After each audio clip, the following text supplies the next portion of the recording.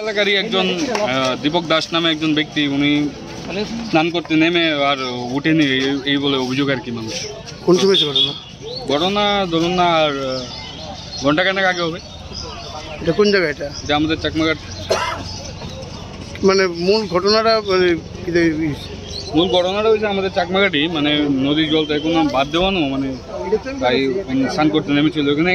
যদি ওখানে থাকেন না, উনি স্থায়ী বাসিন্দা চাকমাঘাট, আগরতলা এখন থাকে। ওনার নাম দীপক দাস।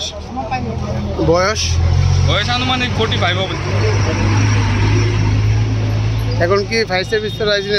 হ্যাঁ, ফায়ার সার্ভিস তারা আসছে এবং এই এসে ওই জলে একটু খোঁজাখুঁজি করতেছে, জলে তল্লাশি চলছে। কোন সময় হয়েছে ঘটনাটা? ঘটনাটা আনুমানিক